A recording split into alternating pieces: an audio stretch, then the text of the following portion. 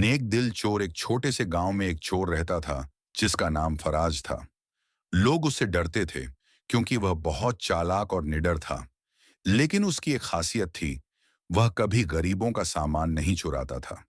वह सिर्फ अमीर, लालची और जालिम लोगों को निशाना बनाता और चोरी का माल गरीबों में बांट देता। फराज का बचपन गरीबी और दुखों में बीता था। उसके पिता मजदूर थे जो एक हादसे में चल बसे। माँ बीमार रहती थी और घर में खाने तक को तरसना पड़ता था। उसने छोटी उम्र में ही देख लिया था कि किस तरह अमीर लोग गरीबों का मजाक उड़ाते और उन्हें अपमानित करते हैं। तभी उसके दिल में अमीरों के लिए नफरत और गरीबों के लिए हमदर्दी घर कर गई थी। एक रात उसने गांव के सबसे अमीर व्यापारी मंसूर के घर चोरी की। उसने सोने चांदी के गहने और सिक्के चुरा लिए।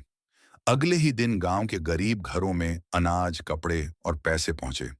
लोग हैरान थे कि यह सब किसने किया। कुछ लोगों ने इसे भगवान की कृपा कहा और कुछ ने सोचा कि कोई गुप्त भला आदमी मदद कर रहा है। धीरे धीरे खबर फैल गई कि गांव में एक ऐसा चोर है जो सिर्फ अमीरों को लूटता और गरीबों की मदद करता है।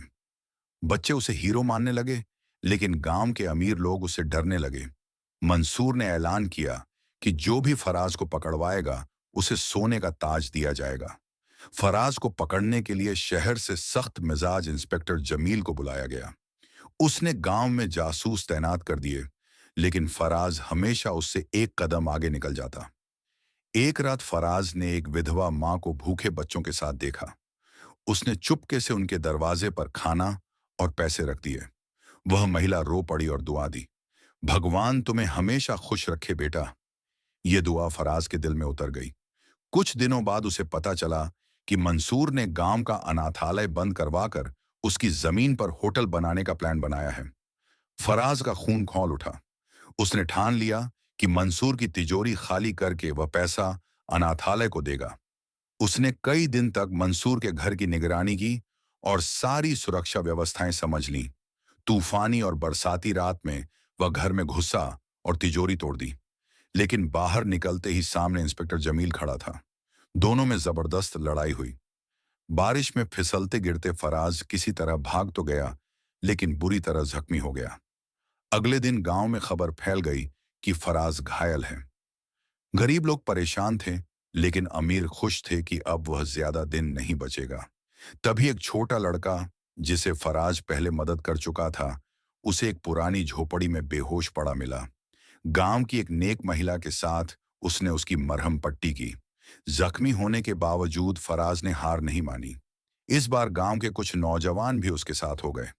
रात में उन्होंने मंसूर के घर पर धावा बोला, पहरेदारों को चकमा देकर तिजोरी खाली की और अनाथालय की जमीन के असली कागज ले आए। अगले दिन अनाथालय के मालिक के पास कागज और एक चिट्ठी पहुंची। यह जमीन इन बच्चों की अमानत है, इसे कभी बेचना मत। एक नेक दिल दोस्त।